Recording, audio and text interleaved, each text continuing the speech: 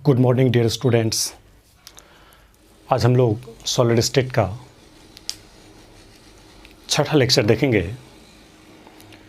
इसमें मेनली हम लोग पढ़ेंगे कोवेलेंट या नेटवर्क सॉलिड के बारे में। मैंने आपको बताया था क्रिस्टलाइन सॉलिड के टाइप, तो उस क्रिस्टलाइन सॉलिड के टाइप में से मेटालिक सॉलिड आपने देख लिया, आयनिक सॉलिड आपने देख लिया। अब है कोवेलेंट या नेटवर्क सॉलिड। तो आज का हमारा हेडिंग है कोवेलेंट या नेटवर्क सॉलिड। तो आइए हेडिंग देते हैं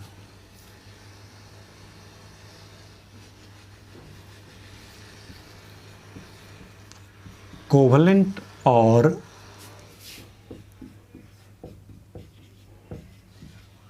नेटवर्क सॉलिड। देखिए, सबसे पहले तो इसका डेफिनेशन, फिर इसके कैरेक्टर के बारे में हम लोग जानेंगे। आप केमिकल बॉन्डिंग में पढ़े होंगे बॉन्ड, तो उसमें एक बॉन्ड का टाइप बनता होगा कोवेलेंट बॉन्ड। जैसे आप पढ़ते हैं आयोनिक बॉन्ड, वैसे ही एक बॉन्ड का टाइप बनता होगा कोवेलेंट बॉन्ड। और ये भी आपको पता होगा कि जैसे ये कोई एटम है ए और बी, और ए का भी अपना इलेक्ट्रॉन है और बी का भी अपना इलेक्ट्रॉन है, और ये दोनों एटम ने अपने इलेक्ट्रॉन के साझेदारी से जो बॉन्ड बना लिया, ये दोनों ही एटम अपने इलेक्ट्रॉन के शेयरिंग से जो बॉन्ड बनाया, इसी बॉन्ड का नाम पड़ता था कोवेलेंट बॉन्ड। यानी कोवेलेंट बॉन्ड में इलेक्ट्रॉन का शेयरिंग होता है, और खासियत ये भी होता है कि ए से बी अटैच है, और मान लीजिए ए से अगर इधर सी अटैच है, तो इन दोनों के बीच में कितने एंगल बनेंगे इसका भी कोई फिक्स वैल्यू होगा। इसका मतलब इसका भी अपना एक पार्टिकुलर डायरेक्शन है, ये भी इसका भी अपना एक पार्टिकुलर डायरेक्शन है। यानी कोवेलेंट बॉन्ड जो होते हैं, तो कोवेलेंट बॉन्ड का अपना एक खास डायरेक्शन होता है कि कितने एंगल पे ये रहेंगे। तो जब तक इसका पार्टिकुलर डायरेक्शन नहीं रहेगा तब तक इसका एंगल डिफाइन ही नहीं होगा। इसका मतलब ये हुआ कि कोवेलेंट बॉन्ड का अपना एक पार्टिकुलर डायरेक्शन होता है, यानी डायरेक्शनल नेचर का होता है। अब एक बात ये भी है कि कोवेलेंट बॉन्ड बनता है किन एटम के बीच में। तो मेटल तो कोवेलेंट बॉन्ड बनाएगा नहीं जल्दी, क्योंकि आपको ये भी पता होगा कि मेटल के बाहरी कक्षा में, मेटल के वैलेंस शेल में जनरली 1, 2 या 3 इलेक्ट्रॉन होते हैं। जैसे आप लेते हैं lithium, sodium, potassium, rubidium, caesium, francium, magnesium, calcium. तो ये जितने सारे मेटल होते हैं, तो मेटल के बाहरी कक्षा में जनरली 1, 2 या 3 इलेक्ट्रॉन होते हैं। तो ये मान लीजिए कि मेटल है, और ये मान लीजिए कि नॉन मेटल है। ये नॉन मेटल है, ये आपका मेटल रहा और ये आपका नॉन मेटल रहा। और मेटल के आउटर मोस्ट ऑर्बिट में, बाहरी कक्षा में जनरली 1, 2 या 3 इलेक्ट्रॉन होगा, और यहाँ पे नॉन मेटल के बाहरी कक्षा में या तो 5 होगा या 6 होगा या 7 होगा। अब आप ये बताइए, हर एलिमेंट चाहता है कि या तो हमारा डुप्लेट पूरा हो जाए, बाहरी कक्षा में 2 इलेक्ट्रॉन हो जाए, यानी तो ऑक्टेट कंप्लीट हो जाए। तो अब देखिए, ये 1 इलेक्ट्रॉन लेकर के अगर इस 7 वाले को दे दे तो इसका ऑक्टेट कंप्लीट हो जाएगा। अगर ये 2 इलेक्ट्रॉन लेकर के अगर इस 6 वाले को दे दे, इसका मतलब इस नॉन मेटल का ऑक्टेट कंप्लीट हो जाएगा। और ये 3 इलेक्ट्रॉन लेकर के किसको दे, तो जिसके बाहर में 5 है उसको दे दे। तो जनरली मेटल काम करता है इलेक्ट्रॉन देने का, यानी metal acts as electron donor. तो मेटल इलेक्ट्रॉन डोनर की तरह व्यवहार करता है, और ये नॉन मेटल जो होता है वो इलेक्ट्रॉन एक्सेप्टर की तरह व्यवहार करता है। तो जब भी मेटल नॉन मेटल का कंडीशन बनता है, जब भी मेटल नॉन मेटल का कंसेप्ट बनता है, तो वहाँ पे जनरली मेटल का काम होता है इलेक्ट्रॉन देने का, और नॉन मेटल का काम होता है इलेक्ट्रॉन लेने का। और जैसे ही मेटल अपना इलेक्ट्रॉन देगा, तो मान लीजिए 1 इलेक्ट्रॉन दिया तो 1 प्लस आएगा, इसी तरीके से 2 इलेक्ट्रॉन दिया तो 2 प्लस आएगा, 3 इलेक्ट्रॉन दिया तो यहीं पे 3 प्लस आता। और नॉन मेटल यदि 1 इलेक्ट्रॉन लेता तो 1 माइनस, 2 इलेक्ट्रॉन लेता तो 2 माइनस, 3 इलेक्ट्रॉन लेता तो 3 माइनस। इस तरीके से मेटल पे आता पॉजिटिव चार्ज और नॉन मेटल पे आता निगेटिव चार्ज। तो यहाँ पे पॉजिटिव निगेटिव के बीच में इलेक्ट्रोस्टैटिक फोर्स ऑफ अट्रैक्शन, जिसको आप कोलम्बिक फोर्स कहते हैं, तो पॉजिटिव निगेटिव के बीच में इलेक्ट्रोस्टैटिक फोर्स ऑफ अट्रैक्शन काम करता। और यहाँ पे इलेक्ट्रोस्टैटिक फोर्स ऑफ अट्रैक्शन का ही केमिस्ट्री में नाम दिया जाता है आयोनिक बॉन्ड। तो यानी यहाँ पे अगर मेटल नॉन मेटल के बीच में लिंकेज की बात किया जाएगा, तो मेटल हमेशा इलेक्ट्रॉन डोनर की तरह काम करेगा, और नॉन मेटल हमेशा इलेक्ट्रॉन एक्सेप्टर की तरह काम करेगा। और मेटल देगा इसलिए मेटल पे आएगा पॉजिटिव चार्ज, और नॉन मेटल लेगा इसलिए इस पे आएगा नेगेटिव चार्ज, और दोनों के बीच में आयोनिक बॉन्ड का निर्माण हो जाएगा। इसका मतलब ये निकला कि आयोनिक बॉन्ड के निर्माण के लिए मेटल के साथ नॉन मेटल का रहना चाहिए। तो जनरली ऐसा कॉन्सेप्ट होता है, लेकिन यहाँ पे इलेक्ट्रॉन की शेयरिंग होनी चाहिए। शेयरिंग का मतलब साझेदारी होना चाहिए, और साझेदारी तो मेटल कभी कर नहीं सकता। इसका मतलब ये जो भी बॉन्ड बनेगा वो किसके बीच में? नॉन मेटल के बीच में। यानी नॉन मेटल के जितने सारे एटम होंगे वो एटम अपने बाहरी कक्षा के इलेक्ट्रॉन और दूसरे एटम के साथ वो दोनों इलेक्ट्रॉन का लिंकेज बनाएगा, दोनों इलेक्ट्रॉन की शेयरिंग करेगा, और शेयरिंग से कोवलेंट बॉन्ड का निर्माण करेगा। और उस कोवलेंट के निर्माण करते करते, कोवलेंट बॉन्ड का निर्माण करते करते बड़ा सा जो विशाल मॉलिक्यूल बनेगा, उस मॉलिक्यूल का नाम हो जाएगा कोवलेंट मॉलिक्यूल या नेटवर्क मॉलिक्यूल। और वहां से जो सॉलिड पनपता है उस सॉलिड का नाम रखा जाता है कोवलेंट या नेटवर्क सॉलिड। सिंपल सी लाइन है। इसका जो भी डेफिनेशन है इसके नाम से ही स्पष्ट है। तो देखिए क्या डेफिनेशन बनेगा। तो वैसा सॉलिड जिसका निर्माण एटम के कोवलेंट बॉन्ड से बनाने से होते हैं। एटम यदि कोवलेंट बॉन्ड जोड़ दिया, एटम अगर दूसरे एटम के साथ कोवलेंट बॉन्ड बना रहा है और उस कोवलेंट बॉन्ड के निर्माण से जो हमारा सॉलिड बनेगा उस सॉलिड का नाम रखा जाएगा कोवलेंट या नहीं तो नेटवर्क सॉलिड। और यह भी आपको पता है कि कोवलेंट बॉन्ड बनाने वाले एटम कौन होंगे, मेटल या नॉन मेटल? ऑब्वियसली मेटल तो आयनिक बॉन्ड बनाने के लिए जिम्मेदार होता है। इसका मतलब नॉन मेटल के बीच में कोवलेंट बॉन्ड बनेगा। तो वैसा सॉलिड जिसमें एटम कोवलेंट बॉन्ड से जुड़े होते हैं, वैसा सॉलिड जिसमें एटम कोवलेंट बॉन्ड से जुड़े होते हैं, उसी का नाम रखा जाता है कोवलेंट या नहीं तो नेटवर्क सॉलिड। कोवलेंट सॉलिड बोलिए, या नहीं तो आप इसको नेटवर्क सॉलिड भी बोल सकते हैं। तो इसको लिखते हैं। ये बातें तो आपको समझ में आ गए होंगे। देखिए डेफिनेशन लिखिएगा। सच solid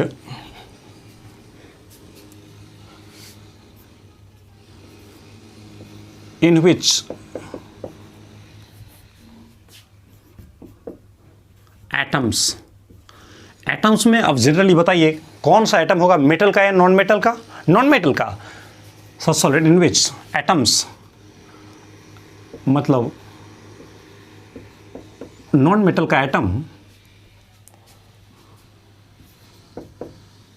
attached with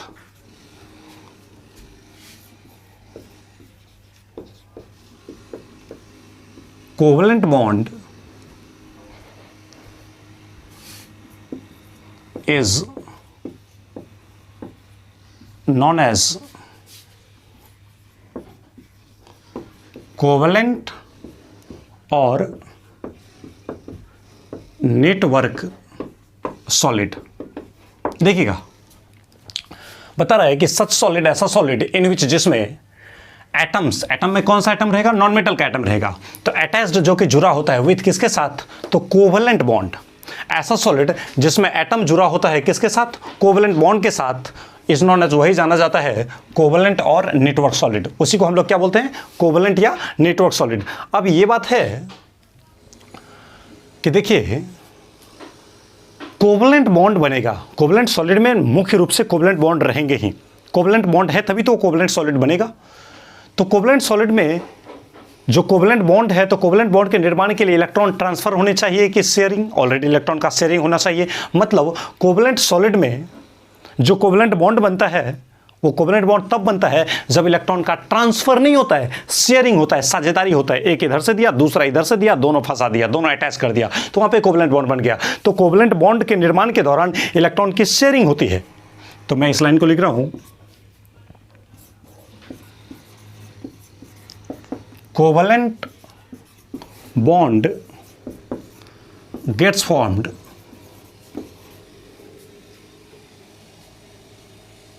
covalent bond gets formed, covalent bond बनता है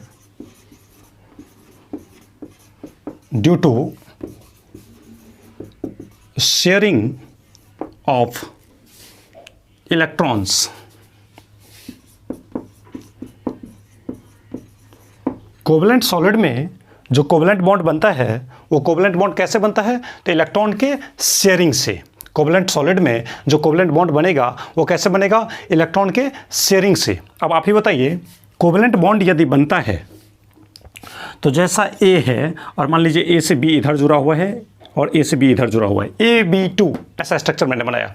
तो यहाँ पे बी का इलेक्ट्रॉन है, ए का इलेक्ट्रॉन है, फिर यहाँ ए का इलेक्ट्रॉन है, बी का इलेक्ट्रॉन, ऐसा है।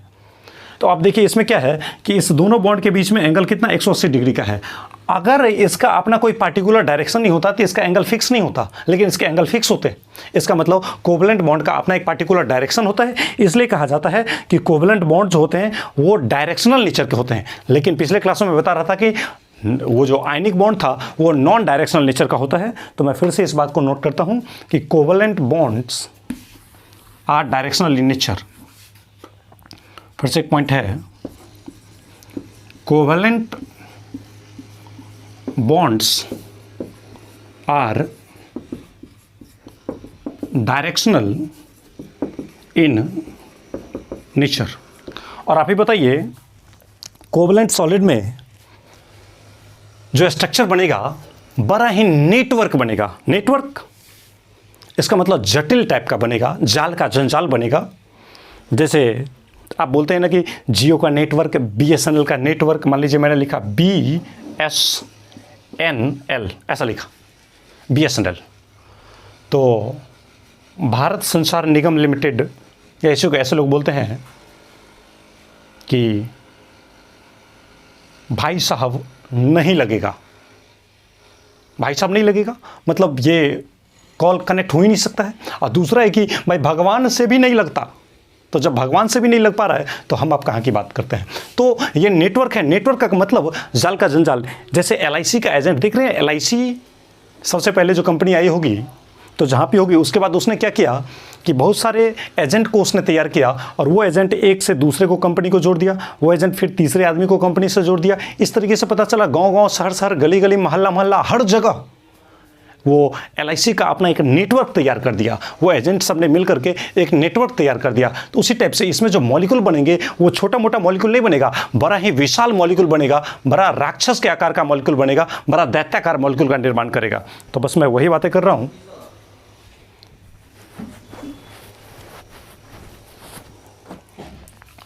देखिए,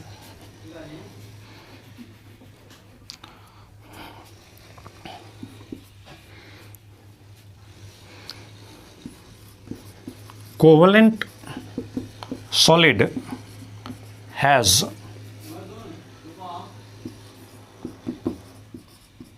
जाइंट, जाइंट का मतलब विशाल या दैत्याकार या राक्षस के आकार, बड़े भयानक, जाइंट लाइक स्ट्रक्चर, इसके पास बड़ा विशाल स्ट्रक्चर होगा। अब देखिए, इस बातों को मैं एक बार कंप्लीट कर देता हूँ, लेकिन पहले मैं कुछ एग्जांपल ले लूँ। जैसे एग्जांपल में लिखते होंगे,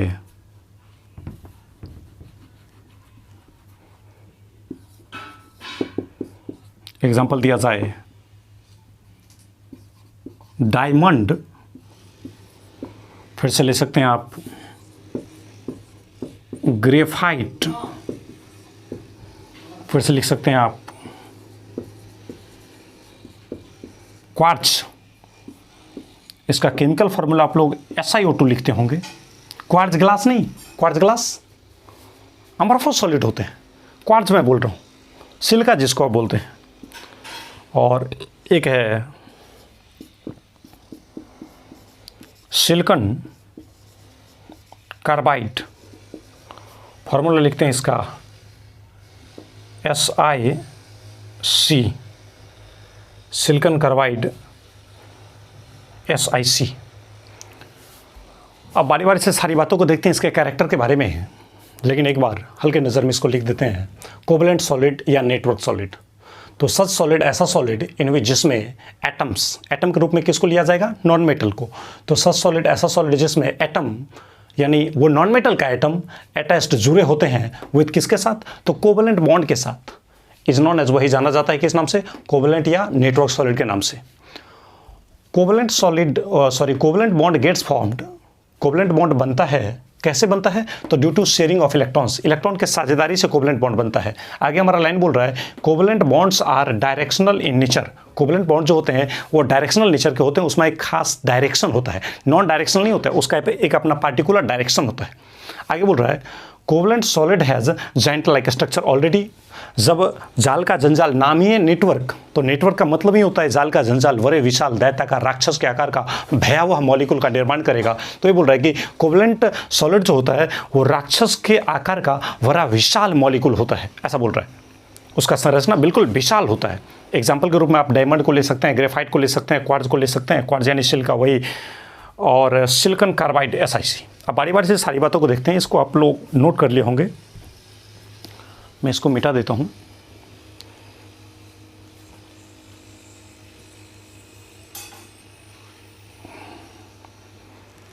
ऐसे जल्दी मिट जाएगा।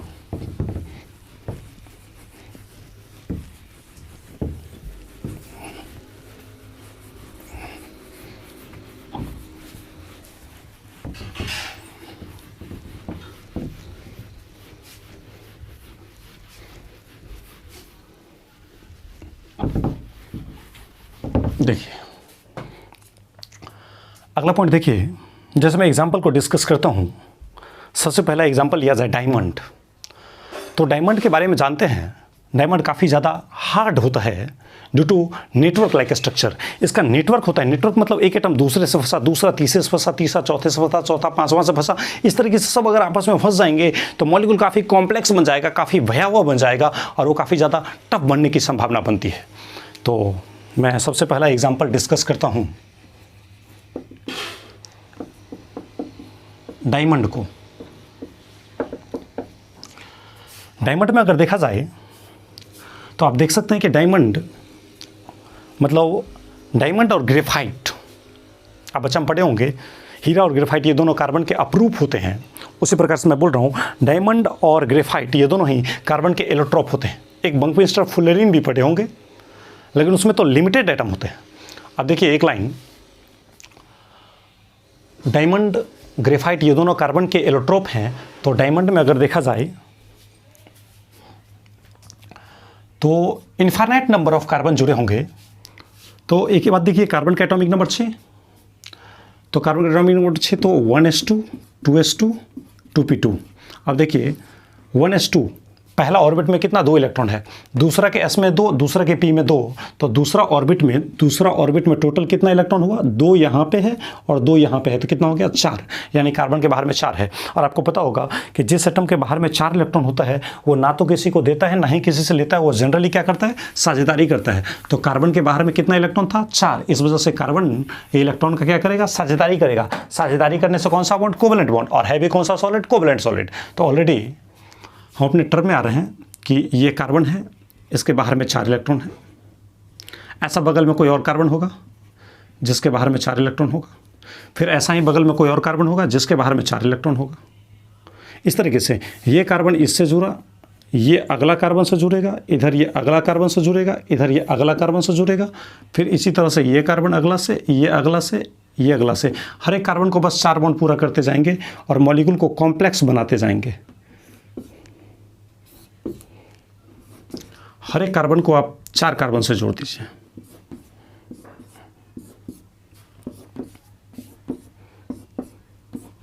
देखिए कितना भी करेंगे ये ख़त्म थोड़ी ना हो सकता है, क्योंकि नेटवर्क बन रहा है ना, बिल्कुल जाल का जंजाल।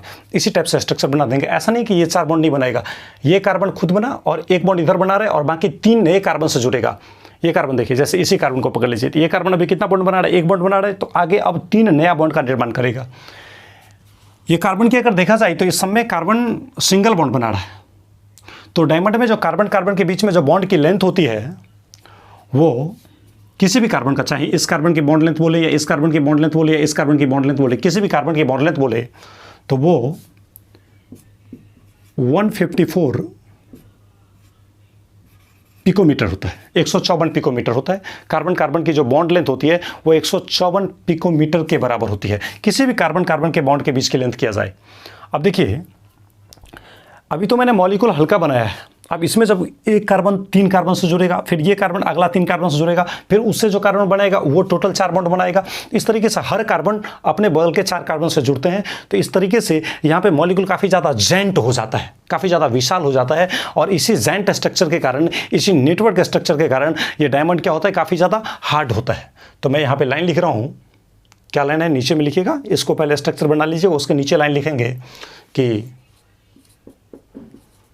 Diamond is a hard material due to network like structure. Diamond जो होता है वो काफ़ी ज़्यादा हार्ड होता है, किसके कारण? तो नेटवर्क लाइक स्ट्रक्चर के कारण, नेटवर्क जैसा इसका स्ट्रक्चर होता है इस वजह से। अब देखिए अगला लाइन, इसमें देखिए डायमंड में अगर बात करेंगे तो बताइए कार्बन के बाहरी शेल में कितना इलेक्ट्रॉन था? 4। तो ये एक इलेक्ट्रॉन, दूसरा इलेक्ट्रॉन, तीसरा इलेक्ट्रॉन, चौथा इलेक्ट्रॉन। तो कार्बन के जो चारों इलेक्ट्रॉन थे वो चारों इलेक्ट्रॉन में कोई फ्री नहीं है, चारों इलेक्ट्रॉन अपने बगल के 4 कार्बन से अटैच हो गए हैं। इसका मतलब इस कार्बन के पास अब कोई फ्री इलेक्ट्रॉन नहीं है, और जब तक इलेक्ट्रॉन फ्री नहीं रहेगा तब तक इलेक्ट्रॉन का मूवमेंट नहीं होगा, और जब तक इलेक्ट्रॉन का मूवमेंट नहीं होगा तब तक चार्ज का मूवमेंट नहीं होगा, और जब तक चार्ज फ्लो नहीं करेगा तब तक करंट की आप बात कैसे करोगे? इसका मतलब डायमंड विद्युत का कुचालक होता है, क्योंकि इसके चारों valence electron tightly covalent bond से बंधे होते हैं। किसी भी कार्बन को अगर आप गौर से देखिए, मान लीजिए इसी कार्बन को लेंगे तो इस कार्बन के एक इलेक्ट्रॉन, दूसरा इलेक्ट्रॉन, तीसरा इलेक्ट्रॉन और ये रहा चौथा इलेक्ट्रॉन, और चारों इलेक्ट्रॉन बगल के 4 कार्बन से अटैच हो चुके हैं। इसका मतलब ये कोवलेंट बॉन्ड से अटैच हो गया, अब ये इलेक्ट्रॉन फ्री नहीं है, और जब तक ये इलेक्ट्रॉन फ्री नहीं रहेगा तब तक इलेक्ट्रॉन मूव नहीं करेगा, और जब तक मूव करेगा नहीं इसका मतलब एक करंट के लिए कभी जिम्मेदारी उठाएगा ही नहीं। तो सीधा सा मतलब मैं लिख रहा हूं कि all 4 valence electron of carbon are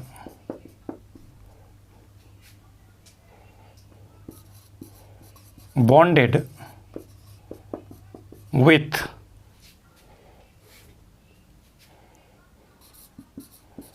4 carbon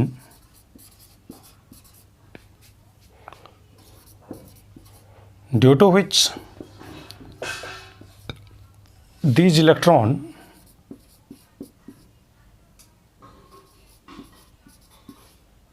are not free to move, hence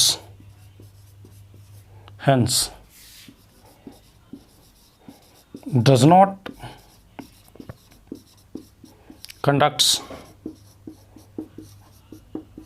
electricity।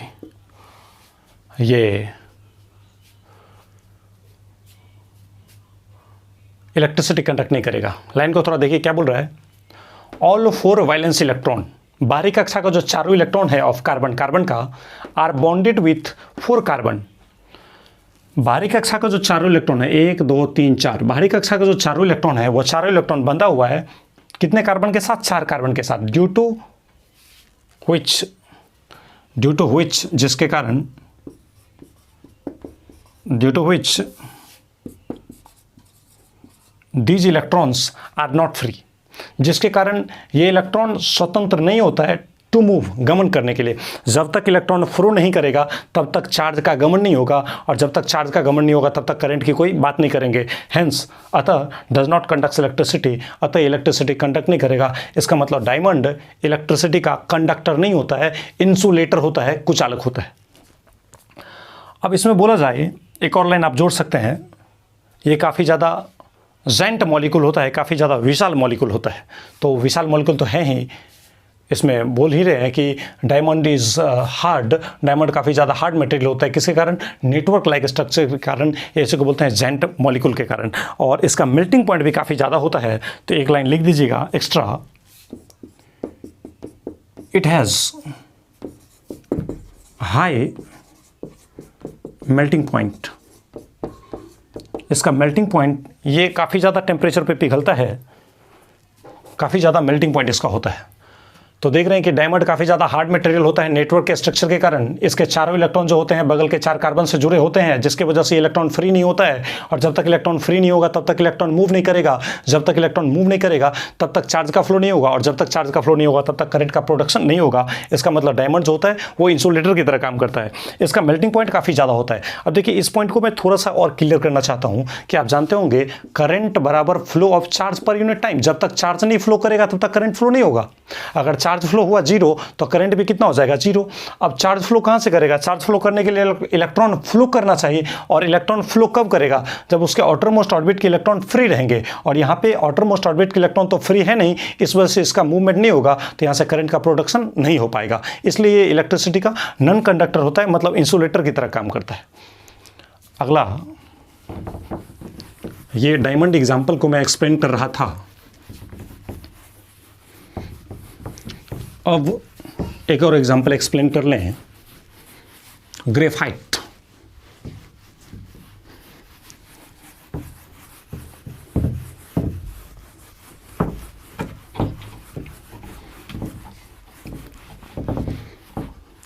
देखिए ग्रेफाइट की अगर बात किया जाए,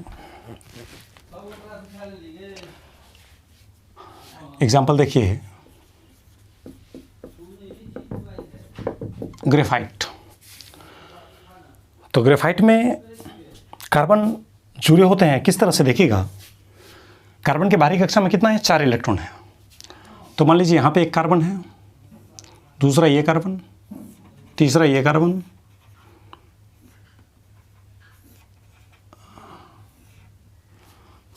ऐसा रहा। अब देखिए यहाँ देखिएगा हर एक कॉर्नर पे कार्बन है, हेक्सागन टाइप का बन गया है। इसमें हर एक कार्बन पे जैसे ही कार्बन है तो ये एक हेक्सागोनल यूनिट बना है। अब ये कार्बन इस तरीके से ऐसा हेक्सागन बनाएगा,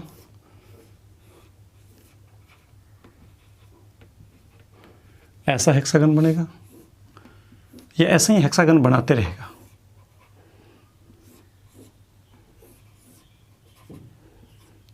ऐसा हेक्सागन बनेगा। इस तरीके से आप इधर भी बना सकते हैं, इधर भी बना सकते हैं, इधर भी बना सकते हैं।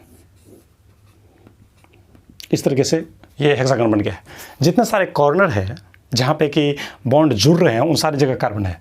जैसे यहाँ भी कार्बन है, यहाँ भी कार्बन है, यहाँ भी कार्बन है, यहाँ भी कार्बन है, यहाँ भी कार्बन है, यहाँ भी कार्बन है, यहाँ भी कार्बन है।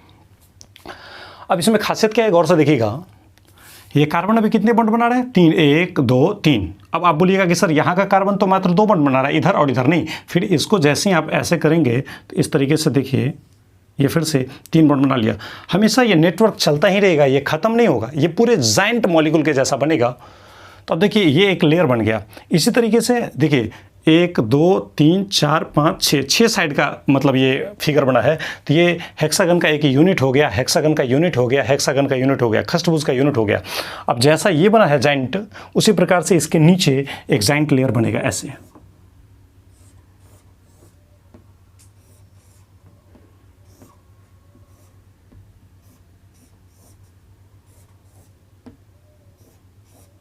ऐसा लेयर बन जाएगा इसी तरीके से। अब देखिए ये ख़त्म नहीं हो गया। जैसा ऊपर में ऐसे बड़े विशाल बनता है वैसा ही नीचे में बड़े विशाल बनता है, और इन दोनों लेयर के बीच में ये छोटा सा गैप है। इन दोनों लेयर के बीच में छोटा सा गैप है, और ये गैप में एम्प्टी स्पेस होते हैं, खाली जगह होते हैं।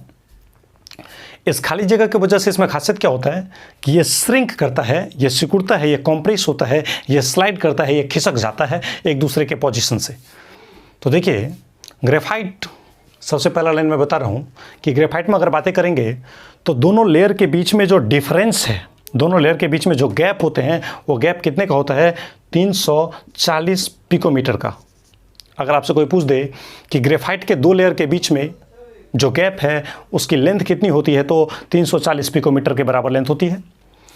अगर यहीं पे एक लाइन पूछ दिया जाए कि ग्रेफाइट में जो हेक्सागोनल यूनिट होता है, तो हेक्सागोनल यूनिट में कार्बन कार्बन के, इस दोनों कार्बन के बीच की लेंथ कितना होगा, या इस दोनों कार्बन की लेंथ कितना होगा, इन दोनों कार्बन की लेंथ बराबर ही होगा, सबका लेंथ तो कितना होगा, तो होता है 141.5 पिकोमीटर के बराबर। देखिएगा, दो लेयर के बीच में गैप होता है 340 पिकोमीटर का, और जो लेयर में जो कार्बन कार्बन के बीच की जो बॉन्ड लेंथ होती है, कोवलेंट बॉन्ड लेंथ, वो 141 पिकोमीटर होती है। अब देखिए, एक छोटा सा बात मैं आपको एक्सप्लेन करना चाहता हूं। जब डायमंड में आप थे, तो डायमंड में कार्बन कार्बन के बीच की दूरी था 154 पिकोमीटर, और यहां पे कार्बन कार्बन के बीच की दूरी है 141.5 पिकोमीटर। इसका मतलब यहां पे बॉन्ड थोड़ा ज़्यादा लंबा है, यहां पे बॉन्ड ज़रा कम लंबा है। आप बोलेंगे यहां सिंगल है, यहां पे सिंगल है, तो बॉन्ड लेंथ बदल क्यों गया? यहां पे सिंगल नहीं है, यहां पे डबल के कैरेक्टर बन जाते हैं। कैसे? तो देखिए, हर एक कार्बन के पास 3 बॉन्ड बन चुका है। सर यहां भी कार्बन है, इसका भी 3 बॉन्ड होगा, इसका 3 बॉन्ड कैसे बनेगा? तो ऐसे लेंगे, इस तरीके से, ऐसे लेंगे, ऐसे लेंगे, ऐसे लेंगे, तो देखिए इसका 3 बॉन्ड बन गया। हेक्सागन बस आगे बनाते जाइए, 3 बॉन्ड हर एक कार्बन का हो जाएगा। जैसे हम एग्जांपल एक्सप्लेन करने के लिए यहां पे आए, तो देखिए इस कार्बन का एक इलेक्ट्रॉन यहां होगा, दूसरा इलेक्ट्रॉन इधर बॉन्ड में होगा, और तीसरा इलेक्ट्रॉन इस बॉन्ड में होगा। तो एक चौथा इलेक्ट्रॉन इसका यहां पे खाली बचा हुआ होगा। फिर इस कार्बन के पास भी एक चौथा इलेक्ट्रॉन बचा हुआ होगा, इसके पास भी चौथा इलेक्ट्रॉन बचा हुआ होगा, इसके पास भी चौथा इलेक्ट्रॉन बचा हुआ होगा, इसके पास भी चौथा इलेक्ट्रॉन बचा हुआ होगा। और अगर टाइम मिलेगा तो ये दोनों ही एक दूसरे के साथ जुड़ जाएंगे, ये दोनों ही एक दूसरे के साथ जुड़ जाएंगे, ये दोनों ही एक दूसरे के साथ जुड़ जाएंगे, और जैसे जुड़ेंगे तो आ गया double single double single double single.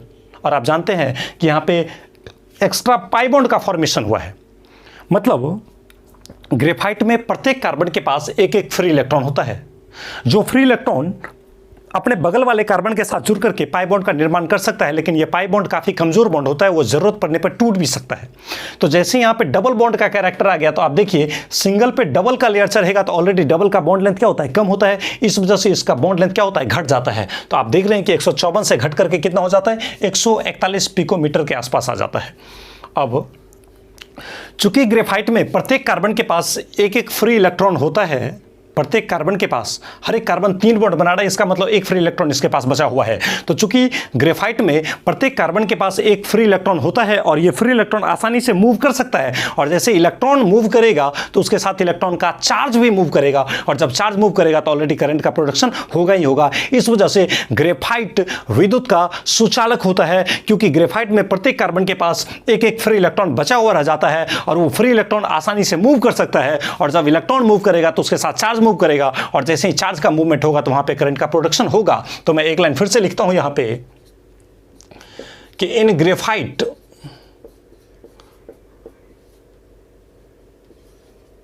Each carbon has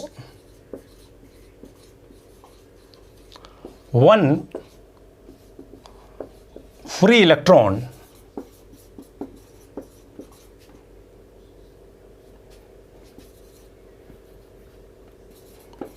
due to which it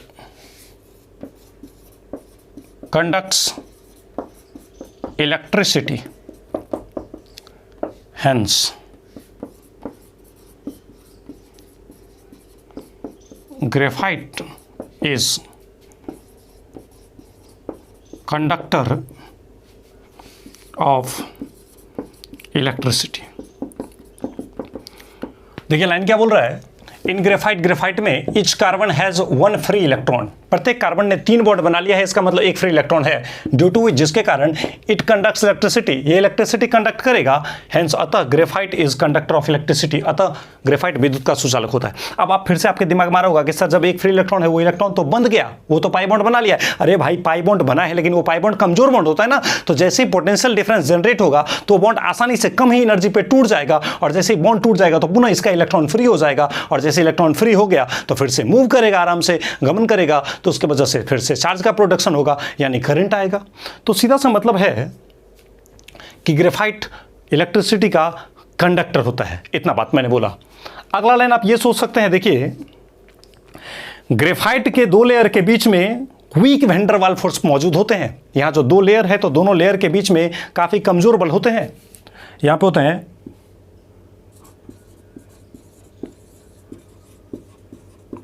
van der वाल फोर्स ऑफ अट्रैक्शन, और ये फोर्स कैसा होता है, काफ़ी ज़्यादा कमज़ोर होता है।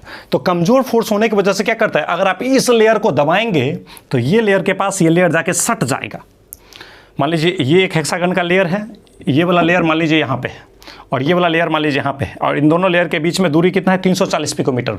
और जैसे ही इस दोनों लेयर के बीच में जो फोर्स है वो काफ़ी ज़्यादा कमज़ोर फोर्स है, वैन डर वाल फोर्स काफ़ी ज़्यादा कमज़ोर फोर्स होता है। तो जैसे ही इस लेयर पे आप प्रेशर दीजिएगा तो प्रेशर की वजह से ये लेयर क्या होगा, कॉम्प्रेस होगा, और कॉम्प्रेस होगा मतलब अपने पोजीशन से क्या हो गया, स्लाइड हो गया। और जैसे अपने पोजीशन से स्लाइड हुआ इसका मतलब इसमें खिसकने की प्रवृत्ति होती है, और जैसे ही खिसकने की प्रवृत्ति है तो आप लोग जानते होंगे कि साइकिल में या मोटरसाइकिल के पहिए में लुब्रिकेंट्स का इस्तेमाल करते हैं, स्नेह का इस्तेमाल करते हैं, ग्रीस का इस्तेमाल करते हैं। तो ग्रीस में इस ग्रेफाइट को मिला दिया जाता है ताकि जब पहिया अगर हल्का सा पुश करेगा तो इसमें दो लेयर के बीच में थोड़ा गैप होता है, और गैप की वजह से ये थोड़ा सा स्लाइडिंग नेचर का होता है, मतलब ये कॉम्प्रेस आसानी से कर जाएगा और जिस वजह से आसानी से गाड़ी मूव करेगा। तो सिंपल सी लाइन, इसका इस्तेमाल किया जाता है लुब्रिकेंट्स में। लुब्रिकेंट्स में इस्तेमाल होने का कारण क्या है, तो इनके दो लेयर के बीच में गैप होते हैं जिसकी वजह से ये दोनों एक दूसरे के पोजीशन पे फिसलने की संभावना रखता है। तो मैं लिखता हूं line, graphite used in lubricants.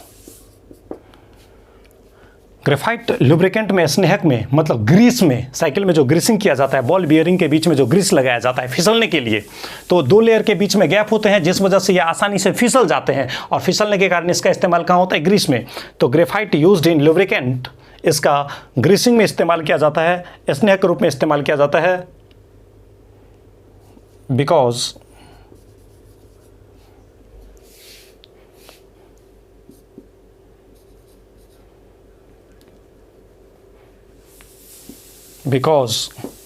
weak van der Waal force present between two layer।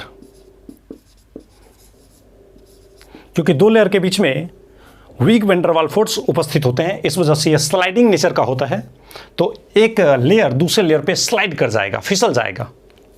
अच्छा, इसी स्लाइडिंग नेचर की वजह से जैसे मान लीजिए ग्रेफाइट को किसी ने कॉम्प्रेस किया तो दब गया, और जैसे कोई चीज़ चप जाता है, मान लीजिए किसी चीज़ को आपने दबाया नहीं दबा, तो इसका मतलब बोलते हैं कि काफ़ी ज़्यादा हार्ड मटेरियल है। लेकिन किसी चीज़ को आप अगर कॉम्प्रेस करते हैं और कॉम्प्रेस करने के बाद अगर वो दब जाता है तो उसे कहा जाता है सॉफ्ट मटेरियल। इसका मतलब ग्रेफाइट में दो लेयर के बीच में एम्प्टी स्पेस होते हैं जिसको कॉम्प्रेस करने पर ये कॉम्प्रेस हो सकता है, इस वजह से ग्रेफाइट को क्या बोलेंगे, soft in nature. Graphite soft nature का होता है। तो इस पॉइंट को भी मैं नोट करता हूँ।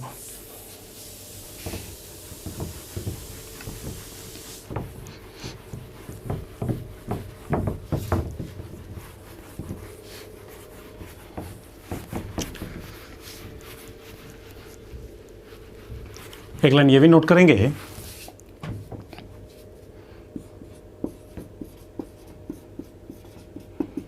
Graphite is soft in nature, स्वभाव से मुलायम होता है। ये ग्रेफाइट का पॉइंट था। अब देखिए, ग्रेफाइट में अगर बोला जाए तो आप देख रहे थे कि खष्टभुज बन रहा था, तो हेक्सागन का लेयर प्रेजेंट होता है। जैसे हेक्सागन का एक लेयर, फिर हेक्सागन का दूसरा लेयर, फिर हेक्सागन का तीसरा लेयर, और दोनों लेयर के बीच में, यहाँ भी दोनों लेयर के बीच में वीक वैन डर वाल फोर्स ऑफ अट्रैक्शन था, जिसके वजह से ग्रेफाइट क्या होता था, कॉम्प्रेस होता था। तो फिर से मैं बोल रहा हूँ,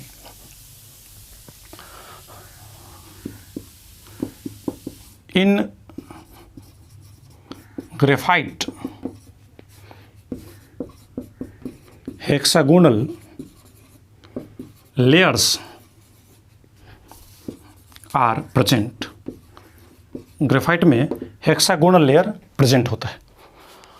ये इसके सारे पॉइंट हो गए हैं। ये सब मैं एग्जाम्पल को डिस्कस कर रहा हूँ।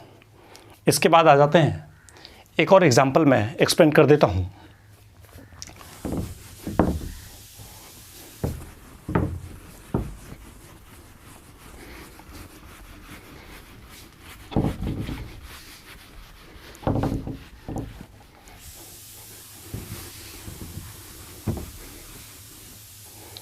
अब एक एग्जांपल ले लीजिए, किसका? तो क्वार्ज का। क्वार्ज एक एग्जाम्पल थोड़ा सा समझ लीजिए। हालांकि बुक्स में इतनी बातें नहीं है, एक जगह मिलेंगे, लेकिन फिर भी देखिए कुछ कुछ एग्जाम्पल क्वार्ज लिया जाए। क्वार्ज, इसका केमिकल फार्मूला दिया जाता है SiO2, जिसको आप बोलते हैं सिलिका। लेकिन ये नेचर में एग्जिस्ट कैसे करता है? ये छोटे से यूनिट का फार्मूला है। एक बार पूछा गया था सिलिका ब्रैकेट में SiO2 में एक सिलिकॉन कितने ऑक्सीजन से जुड़े होते हैं और एक ऑक्सीजन कितने सिलिकॉन से जुड़े होते हैं। बड़े इंपॉर्टेंट क्वेश्चन बन जाते हैं। तो ऐसे देखने में लगता है कि एक सिलिकॉन 2 ऑक्सीजन से जुड़े हैं और 2 ऑक्सीजन एक सिलिकॉन से, 2 ऑक्सीजन जुड़ा एक सिलिकॉन से, तो एक ऑक्सीजन जुड़ेगा 1/2 सिलिकॉन से। तो ये पूरे के पूरे गलत हो गए थे। तो देखिएगा, ये इसका वेरी वेरी इंपॉर्टेंट लाइन है, इसी वजह से मैं इसको डिस्कस करना चाहता हूँ। SiO2 सिलिका, ये नेटवर्क लाइक स्ट्रक्चर होता है। और कैसे नेटवर्क बनाता है देखिएगा, सिलिकॉन के बाहर में है 4 इलेक्ट्रॉन, तो Si 1 2 3 4, और ये जुड़ा ऑक्सीजन के बाहर में है कितना? 6 इलेक्ट्रॉन। तो 2 इलेक्ट्रॉन तो बॉन्ड बना लिया, 2 4 2 6 इलेक्ट्रॉन बच गया। फिर से यहाँ पे सिलिकॉन, फिर ऑक्सीजन, फिर सिलिकॉन, फिर ऑक्सीजन, फिर सिलिकॉन, फिर ऑक्सीजन, ऐसा नेटवर्क बनेगा। फिर सिलिकॉन, ऐसा नेटवर्क बनता जाएगा। और ऊपर भी ऑक्सीजन दीजिए, नीचे भी ऑक्सीजन, फिर सिलिकॉन से ऑक्सीजन, फिर ऑक्सीजन, इस तरीके से ये जुड़ता जाएगा। अब देखिए, इस ऑक्सीजन से फिर जुड़ेगा क्या? सिलिकॉन, और इस सिलिकॉन से फिर क्या जुड़ेगा? ऑक्सीजन से फिर सिलिकॉन, और सिलिकॉन से फिर ऑक्सीजन, और ऑक्सीजन से फिर सिलिकॉन से ऑक्सीजन से सिलिकॉन से ऑक्सीजन से सिलिकॉन।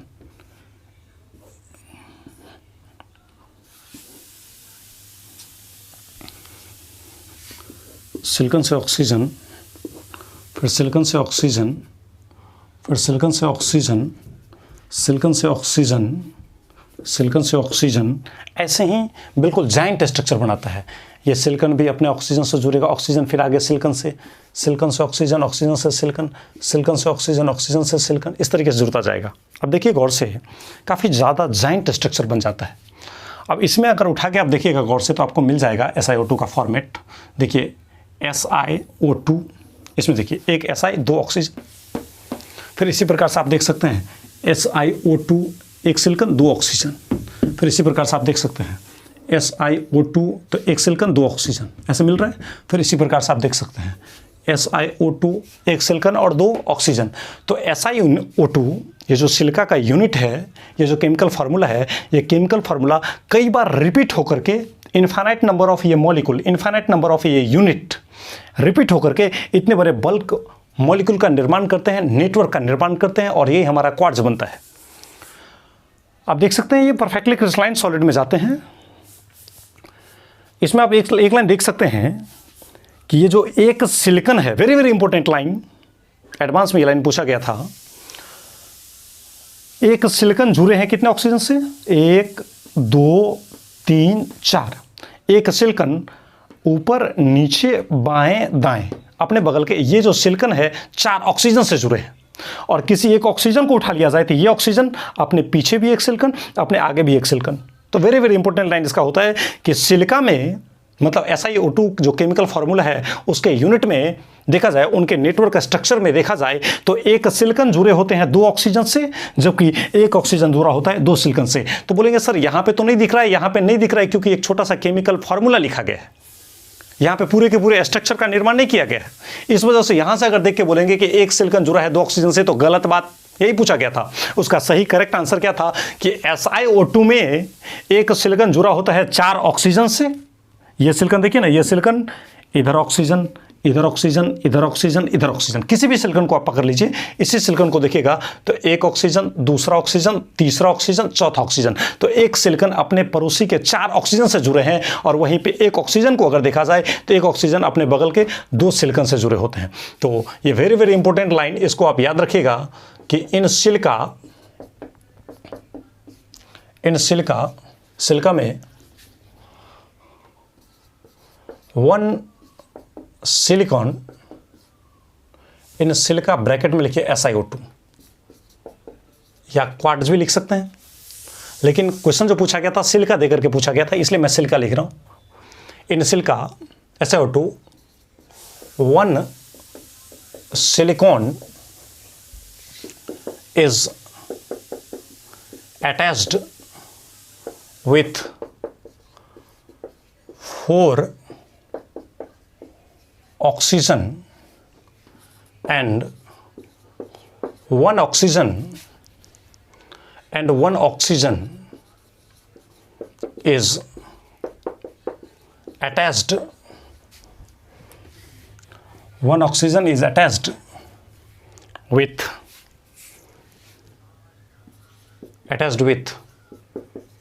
2 silicon.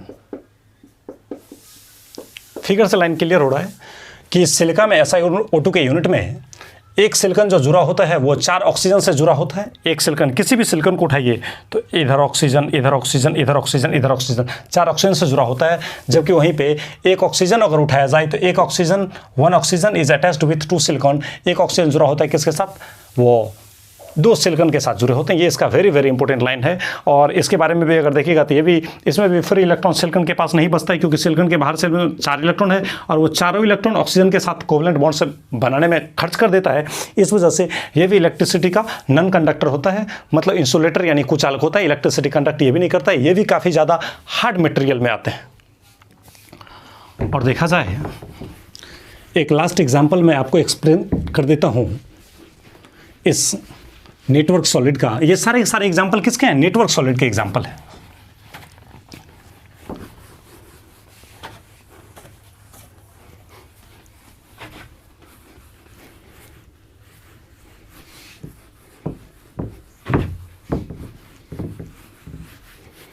देखिए यहां पे एक और एग्जाम्पल एक्सप्लेन कीजिए।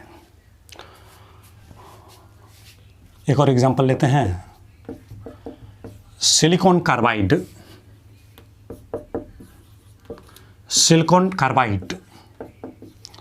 देखिए, टाइम पास करके पढ़ाई ना करें, जो भी बात पर पूरा एक्सप्लेन करके पढ़ें। कहीं ना कहीं ये आपको फ़ायदा करेगा। और आप फटाफट टॉपिक ख़त्म कर लेते हैं और आप सारी बातें समझ भी नहीं पाते हैं, तो वो पढ़ाई हमारे विचार से फ़ायदेमंद पढ़ाई नहीं होता है। क्योंकि आप 2 ही लेक्चर पढ़े, लेकिन दोनों लेक्चर की सारी बातों को पढ़ें।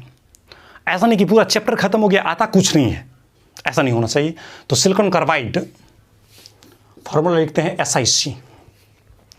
अब देखिए, सिलिकॉन के बारे में भी 4 इलेक्ट्रॉन, कार्बन के बारे में भी 4 इलेक्ट्रॉन, तो इसमें तो आप बिल्कुल उसी टाइप से अटैच होगा। कैसे? तो देखिए, सिलिकॉन जुड़ा है अपने बगल के 4 कार्बन से, और ये कार्बन जुड़ा है सिलिकॉन, फिर ये जुड़ेगा कार्बन, इस तरीके से। अब देखिए, ये कार्बन, और फिर से ये सिलिकॉन। तो आप गौर से देखिए, इसी टाइप का स्ट्रक्चर बनेगा। हर एक सिलिकॉन जुड़ा होना चाहिए कितने कार्बन से? 4 कार्बन से। और हर एक कार्बन भी कितने सिलिकॉन से? तो 1 2 3 4 सिलिकॉन से जुड़ा रहेगा। तो इसमें खासियत बस कुछ नहीं है, सिंपल सी लाइन है कि एक सिलिकॉन जुड़ा होता है 4 कार्बन से और एक कार्बन जुड़ा होता है 4 सिलिकॉन से। ऐसे ही नेटवर्क लाइक का स्ट्रक्चर बहुत बड़ा बन जाएगा। जैसे यही कार्बन है तो ये एक सिलिकॉन से जुड़ा ही था, दूसरा सिलिकॉन, फिर से आ जाएगा तीसरा सिलिकॉन, फिर से आ जाएगा चौथा सिलिकॉन, ऐसे आ जाएगा। मान लीजिए इसी सिलिकॉन को लीजिएगा तो ये सिलिकॉन है, तो एक कार्बन से तो जुड़ा है, फिर दूसरा कार्बन, फिर तीसरा कार्बन, फिर चौथा कार्बन, इस तरीके से जुड़ जाएगा। तो ये काफ़ी ज़्यादा हार्ड मटेरियल होता है। इट इज़ हार्डेस्ट मटेरियल, समझिए कि काफ़ी ज़्यादा हार्ड होता है। It is hardest material. इसके बारे में आप देख सकते हैं, एक और पॉइंट लिख सकते हैं कि देखिए, कार्बन के बाहरी सेल में 4 इलेक्ट्रॉन है, चारों बॉन्ड बना लिया। सिलिकॉन के बाहरी सेल में 4 इलेक्ट्रॉन है, चारों बॉन्ड बना लिया। इसका मतलब इलेक्ट्रिसिटी कंडक्ट नहीं करेगा, it acts as insulator. Insulator का मतलब विद्युत का कुचालक होता है। और फिर से आप अगर एक्सप्लेन करें तो एक सिलिकॉन जुड़ा होता है 4 कार्बन से और एक कार्बन जुड़ा होता है 4 सिलिकॉन से। इसी सिलिकॉन कार्बाइड का दूसरा नाम, एक और नाम दिया जाता है, ज़्यादा नाम चलता नहीं है इसका, ये कार्बोरंडम। इसी सिलिकॉन को कहा जाता है, सिलिकॉन कार्बाइड का ही दूसरा नाम क्या होता है? कार्बोरंडम। तो इन सिलिकॉन कार्बाइड में एक सिलिकॉन जुड़ा है कितने कार्बन से? 4 कार्बन से। 1 silicon is attached with 4 carbon. In silicon carbide में, ये जो सिलिकॉन कार्बाइड का जो नेटवर्क लाइक स्ट्रक्चर दिए हैं, इसमें एक कार्बन जुड़ा होता है, एक सिलिकॉन जुड़ा होता है, एक सिलिकॉन जुड़ा होता है किसके साथ? 4 कार्बन के साथ। एंड ऑल्सो, और साथ ही साथ 1 carbon is attached with 4 silicon. एक कार्बन जुड़ा होता है 4 सिलिकॉन के से। सिलिकॉन कार्बाइड में एक सिलिकॉन जुड़ा है किससे? 4 कार्बन से, और साथ ही साथ एक कार्बन जुड़ा है किसके साथ? 4 सिलिकॉन के साथ। एक सिलिकॉन जुड़ेगा 4 कार्बन से और एक कार्बन जुड़ेगा 4 सिलिकॉन से। यहाँ तक कि ये बातें थे, ये सभी बातें आप कोवलेंट या नेटवर्क सॉलिड में देख रहे थे। अगर ये वीडियो आपको पसंद आई हो तो ज़रूर शेयर और सब्सक्राइब करें।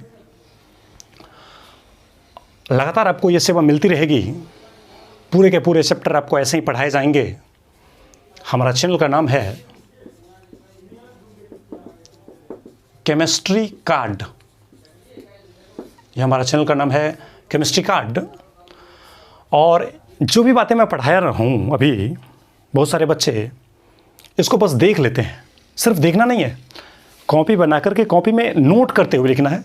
एक लेक्चर पूरा का पूरा कॉपी में नोट करें, फिर उसको समझें, समझते जाएं, नोट करते जाएं, समझते जाएं, नोट करते जाएं। इस तरीके से आप पढ़ेंगे, आपका पूरा का पूरा नोट्स भी तैयार हो जाएगा और इसे आप ध्यान से समझ भी सकते हैं। और कोई भी असुविधा हो तो कमेंट में ज़रूर बातों को लिखें, यानी तो आप हमारे नंबर पे कॉल करें, आपको सारी सुविधा देने की कोशिश की जाएगी। तो मिलते हैं फिर से अगले लेक्चर में।